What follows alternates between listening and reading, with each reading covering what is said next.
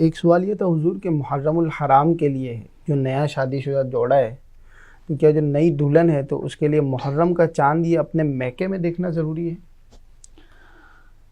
بعض خاندانوں میں اس طرح کا خیال پایا جاتا ہے کہ محرم الحرام کا جو چاند ہے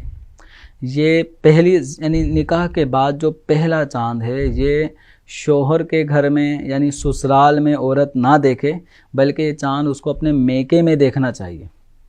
اب اس کے پیچھے کیا کانسیپٹ ہے، یعنی اگر یہ چاند محرم الحرام کا اگر سسرال میں دیکھ لیا تو کیا آفت آ جائے گی، شوہر کے گھر میں دیکھ لیا تو کیا مصیبت سر پہ پڑے گی،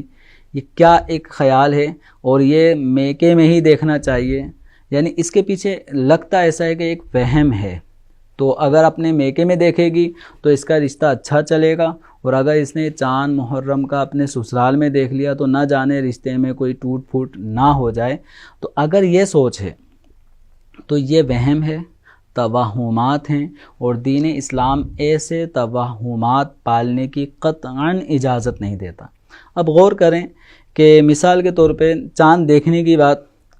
تو جو عورت مطلب جس کو دور کا نظر ہی نہ آتا ہو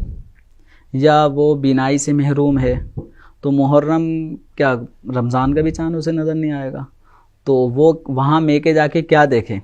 اسی طرح جس کے والدین کا انتقال ہو گیا تو اب وہ کہاں میکے جائے۔ اب آپ کہیں گے نہیں بڑے بھائی کا گھر ہے وہ میکا ہوگا، بعض اوقات ایسے ہوتے ہیں نہ بھائی ہوتے ہیں نہ بڑی بہنیں ہوتی ہیں، وہ اکیلی تھی، ماں باپ بھی فوت ہو گئے، تو اب وہ کہاں جائے۔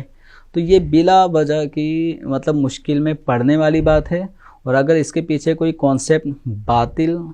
وہمی خیال ہے تو اس کو بالکل جھٹک دینا چاہیے۔ باقی رہا یہ کہ چاند کہاں دیکھے،